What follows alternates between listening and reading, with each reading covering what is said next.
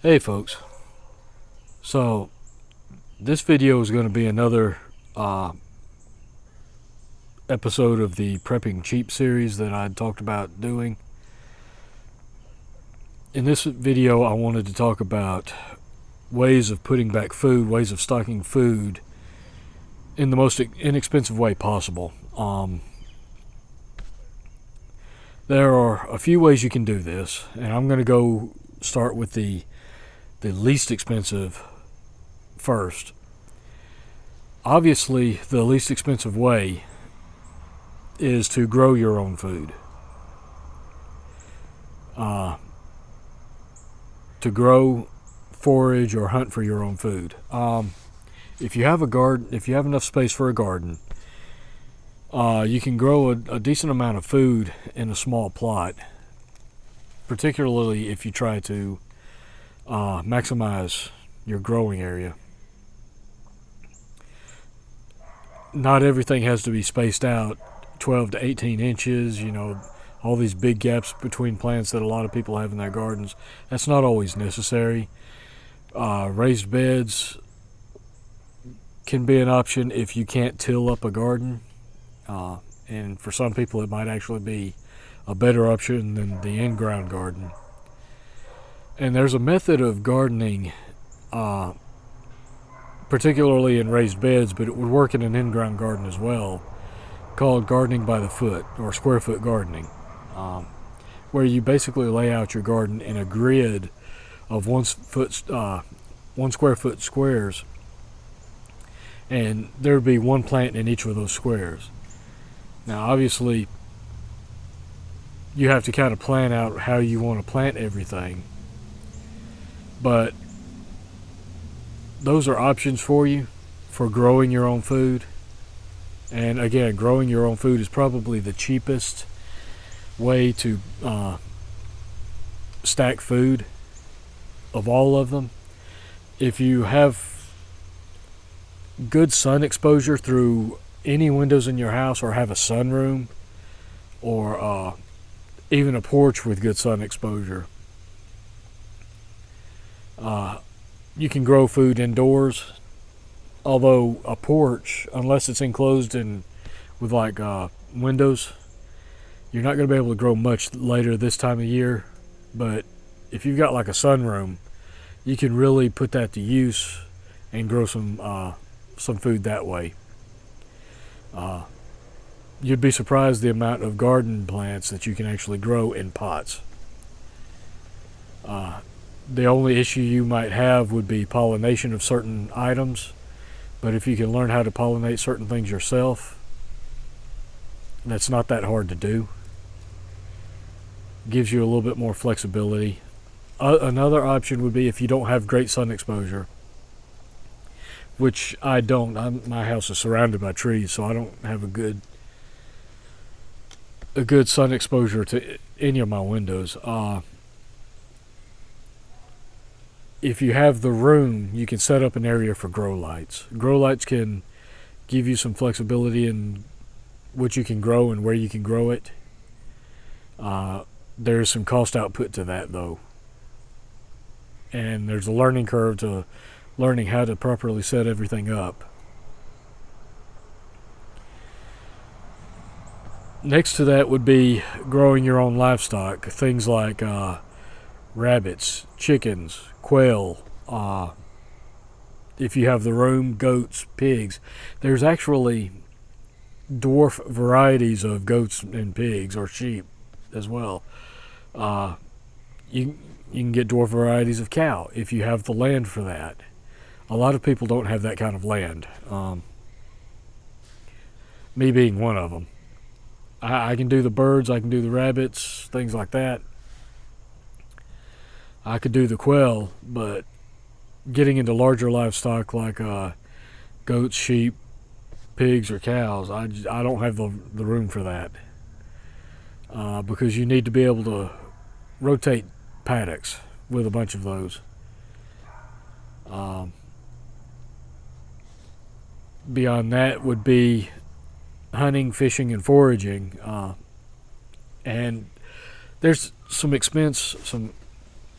outlay of expense to that. You have to be able to either have or buy the equipment to hunt or fish with. Foraging is free, provided you have places you can forage.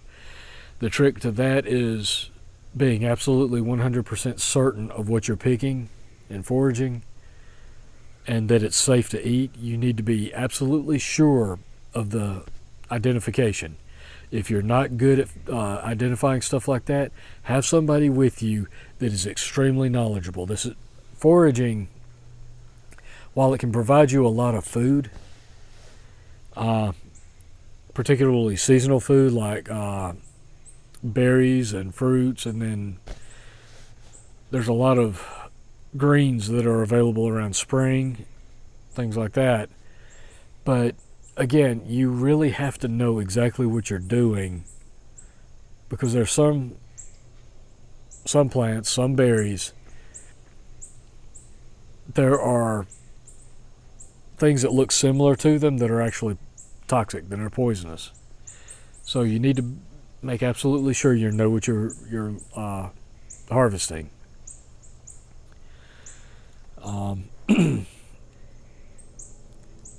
If you have enough land, you might consider trying to build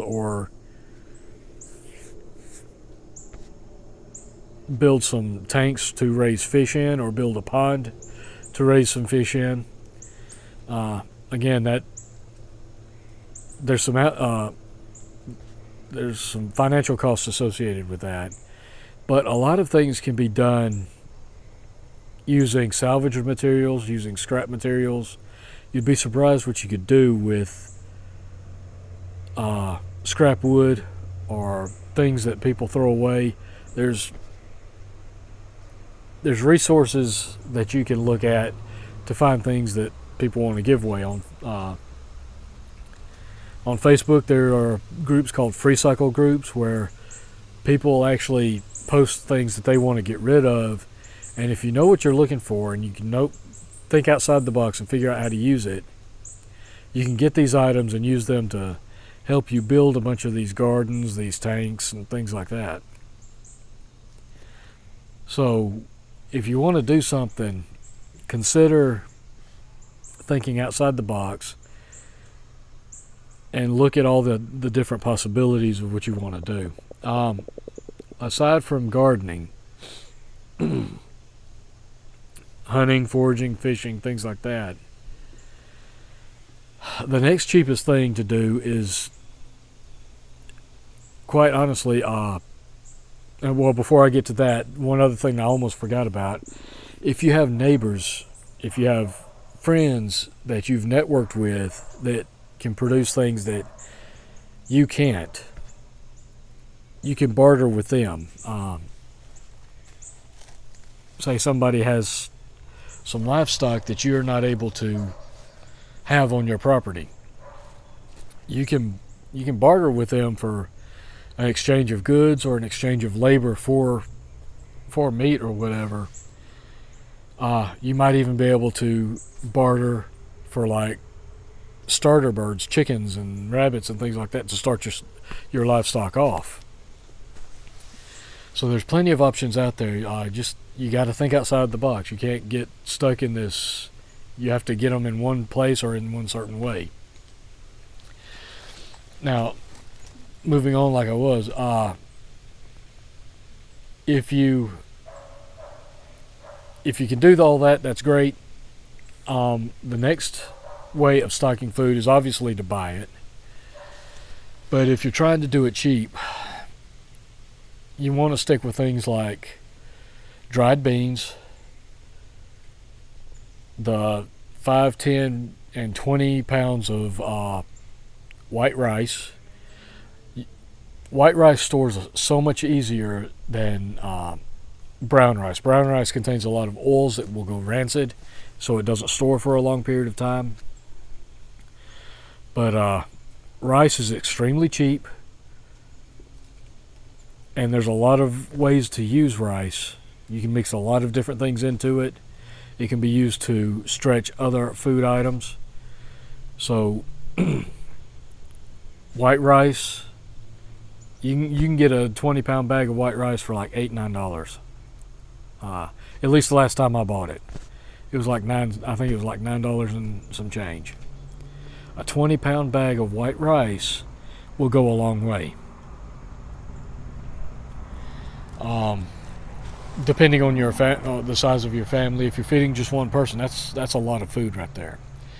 The same can be said with dried beans.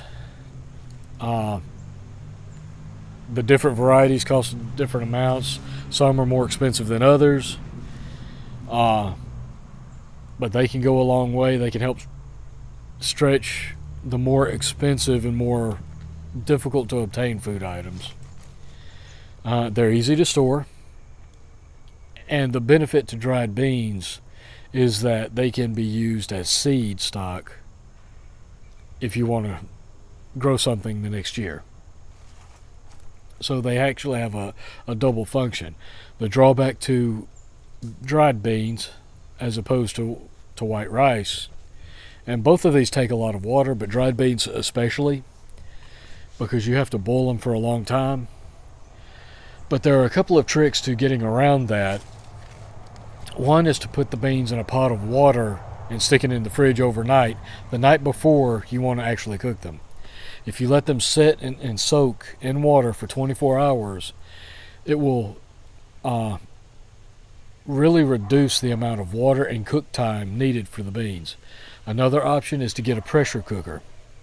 Now, this works on the same principle as a pressure canner, but instead of putting jars inside the pressure cooker to seal them up, it's like a regular cook pot, but with a lid, and it cooks under pressure. It can actually reduce the amount of time it takes to cook beans.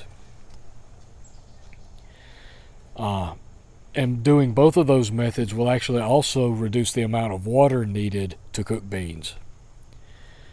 Because if you have to boil something a long time, for 2, 3, 4 hours to cook them, you're boiling away an awful lot of water. And in a survival situation, water is critical. It's as precious as gold, really. So you can't afford to waste water. So if there's a way of doing something, preparing a food, and reducing the amount of water needed to prepare that food, I highly recommend doing it. Another key to stacking food cheap is to learn to cook from scratch. You can go into the store and you can buy these box meal kits. You can buy these batter kits and things like this ready mixed batter and stuff like that. Already has the seasonings and everything in it to cook things like fish, chicken, whatever. But if you know what you're doing, you can get flour or cornmeal or whatever, and you can have all your assorted individual seasonings, and you can season stuff the way you want, and you'll be able to batter or bread your meats for a fraction of the cost as it would take if you buy the prepared batters and breadings in the boxes at the grocery store. Flour and cornmeal are extremely cheap. You can get a 5-pound bag of both for under $2. And the benefit to flour is you can do so much with it. I mean, there are so many ways to use that. And cornmeal can be used in a lot of ways as well.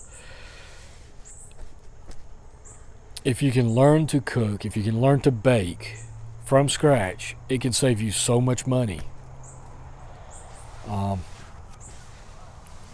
But along with that, you need to have your dried yeast in the little packets.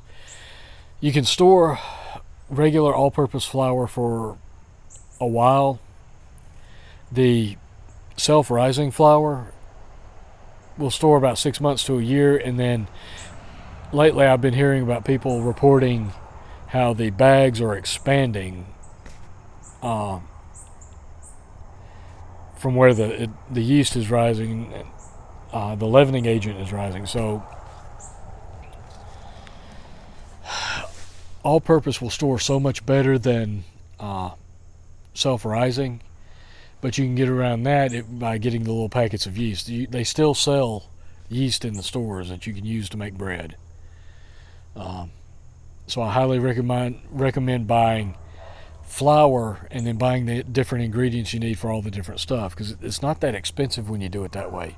It might seem like you're putting out more to do one meal, because if you don't have any of this stuff and you're going out there and you're buying flour and your seasonings and stuff like that, yeah, it might seem expensive to do it for one meal, but you'll be able to get multiple meals out of those same ingredients for quite a while. So in the end, if you break it down cost per meal, it will save you a ton of money. The next step in that would be buying canned vegetables. Now, right now, canned vegetables are fairly cheap, reasonably cheap. Not as cheap as they used to be a couple of years ago, but they are still relatively cheap. And you can get a variety of them. They'll last, if you go by the Best By date, they'll last about a year or so. Things can go beyond the Best By dates. But when you start looking at buying canned meats, canned vegetables are easy. Canned fruits get a little bit more expensive. Canned meats, that's where you start talking about some money. You can get the little teardrop shaped cans of cooked ham. You've got salmon, you've got tuna, you got chicken. You got the cans of pre-mixed barbecue pork and barbecue beef. Cans of roast beef.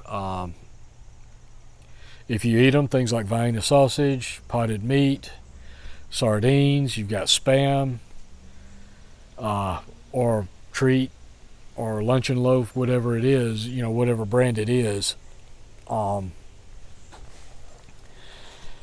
There's things like that you can get that really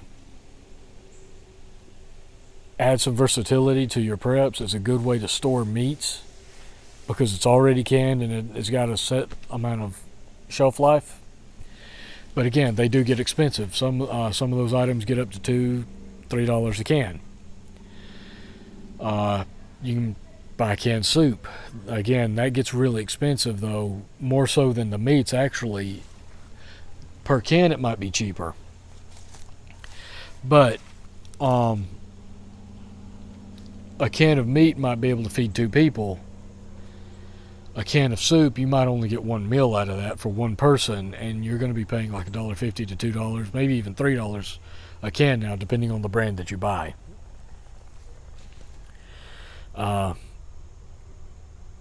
Then if you want to start getting into the freeze-dried and dehydrated survival foods, or the MREs, you're talking about more money there, a lot more money. So if you're wanting to do it cheap, the cheapest way to do it is buy bulk dry goods, rice, beans, flour, cornmeal, sugar, all that kind of stuff. Buy it cheap, buy it individually and in bulk. Buy all your spices, all your seasonings. Again, some of those are really cheap, some of them are more expensive. It all depends on what you want to do. The cheapest route altogether, though, is to I gotta stand up for a second. The cheapest way altogether, though, is to grow your own food, learn to can it, learn to freeze it, learn to dehydrate it. That's your best bet. Now, pressure canners, vacuum sealers, canning jars, there's some financial expense to that. But in the end, in the long run, it more than pays for itself. These are probably your best options. I would not, if you're trying to stay cheap, I would focus on the dry goods, The individual items, learning how to cook from scratch, growing your own food, bartering with people that you know,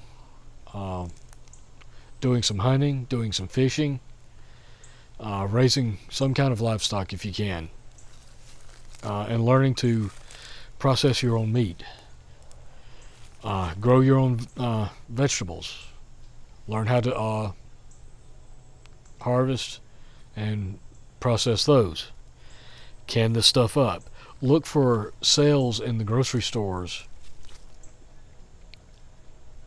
things that are marked down. Make sure if you buy canned goods, that they're not dented, they're not swollen, they're not rusted or anything like that. That could indicate a compromised seal and spoilage. Again, expiration dates, those are more for protecting the company and more for just advising you that beyond that point, taste and quality will suffer, but they might still be edible for quite a while after that.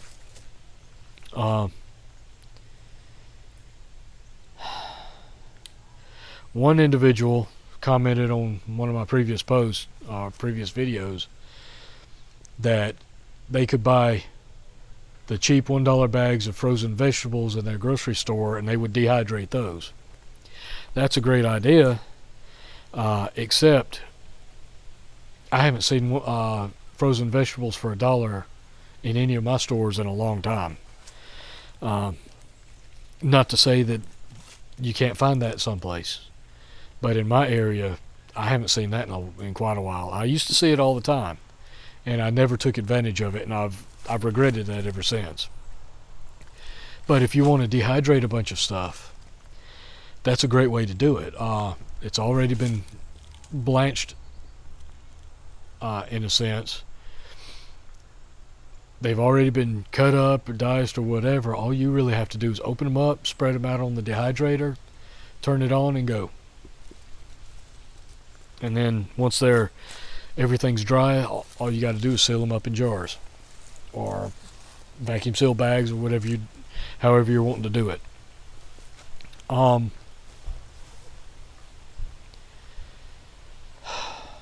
Again, hunting, foraging, fishing, growing your own food, barter with people that grow their own food. I know people that produce honey. Now they charge for it, but there's always the potential there for trading for stuff like that. I know people that hunt that every now and then they're willing to trade some of that meat for something. These are all options. If you can't get out and do your own hunting and foraging, these are all options for you. The trick is to learn how to make do from scratch. Anytime you buy boxed or boxed seasonings, I should say, from the store, you're paying a lot more of a premium for all those spices being pre-mixed together, individually bagged or whatever. It's so much better if you get your own seasonings. You can season it the way you like, and your seasonings will go a lot farther that way. A good example of that is the some of the fish fry breading that you can get in the stores. I can't think of the name of the brand. It's not Zatarain's, but it's the other. I can't think of it offhand. But it comes pre-seasoned in either crispy southern or lemon pepper and all kinds of different seasonings like that. But all it really is it's essentially nothing more than cornmeal with a little bit of seasoning added into it. Be it some salt and pepper, maybe a little bit of lemon juice or some lemon pepper seasoning, or something like that. So, and you're paying like $1.50 to $2 a box or a bag for that seasoning. and you might get 1 or 2 meals out of it. So you would be far better off getting a bag of cornmeal and buying all your spices individually, and you could get so much more out of that, and in the end it would be so much cheaper per meal.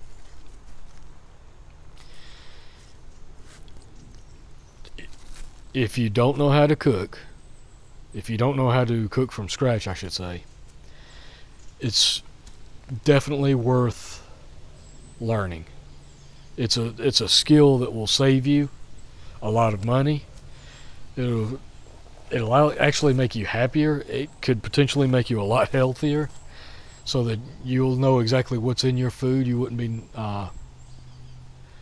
just eating whatever the company decided to put into the mix or whatever. The food tastes better actually when it's made from scratch than from when it comes from a box kit or what have you. But anyway, I'm rambling on. I just wanted to get this video out there. Just some quick ideas on how to buy cheap. Another idea just popped into my head. In my area, we have a discount food store where dented canned goods or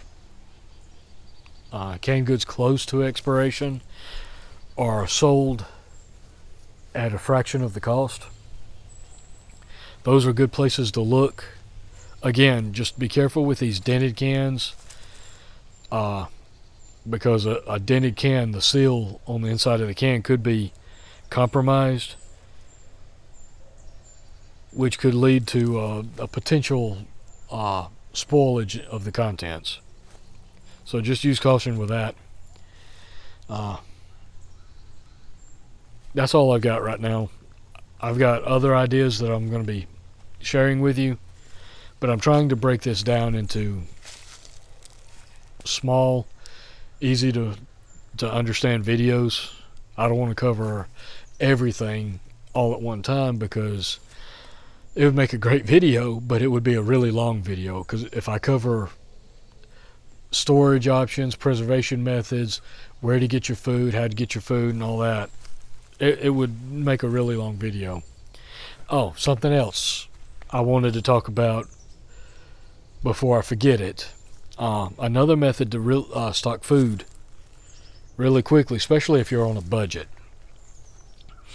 is what has been referred to as copy canning.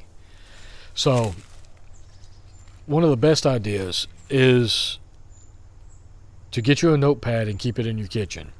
Anytime you go into your cabinet or your pantry or your refrigerator or whatever, and you get something, mark it down on that tablet. And if it's something like you use a lot of, the next time you get that same item, just put like a check mark beside it or a hash mark or whatever, and just keep doing that for 1 week. You can do it for a month, but you can do it for a week as well. And then whenever you go to the store to replace that item, if you've used up one item, buy 2. So like, let's just say I cooked a meal one night and I used 1 can of sauerkraut. Well, the next time I go to the store, instead of buying 1 can to replace that, buy 2. It's not that much more of an expense. And you may not be able to do this with everything that you use, because you'd be buying double what you normally would, but pick 4 or 5 items. Okay, I'm going to buy an extra one of this, an extra one of that, an extra one of that. And then the next week, buy an extra can different, or an extra item of something different. And pretty soon, it doesn't sound like much, but pretty soon that really adds up, and you'll start getting 2, 3, 4 cans, or 2, 3, or 4 boxes deep in your pantry. Then you'll have a little bit more resilience.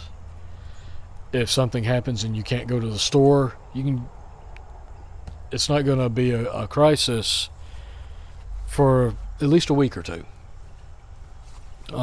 But the simple method is, if you use one, next time you go to the store, buy two.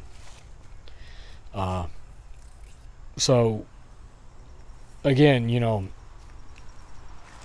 there's money involved there, but you can adjust that to buy only a couple of items a week extra, and it will add up. But trust me, it will really add up. Before long, you'll notice how deep your pantry is actually starting to get. You'll have more food.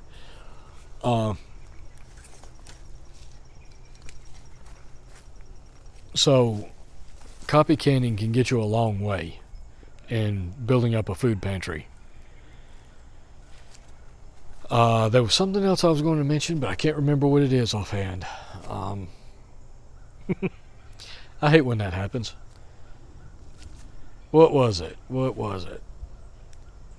I'll remember it the minute I turn this camera off. I really hate when that happens. But yeah, just when you go to the store, copy can and everything like that. I understand you might not be able to, if you use 10, 12 items that week, you might not be able to get doubles of everything. So just pick 2 or 3 items, and then the next week pick the two or three items that you didn't get the week before. It adds up. And in the long run, it will really help you out. Anyway, that's all I've got. I can't remember what it was I was going to mention. There was one other thing I was going to mention, and I can't remember. I should have made notes. But this video, I'm sorry if it's a little disjointed.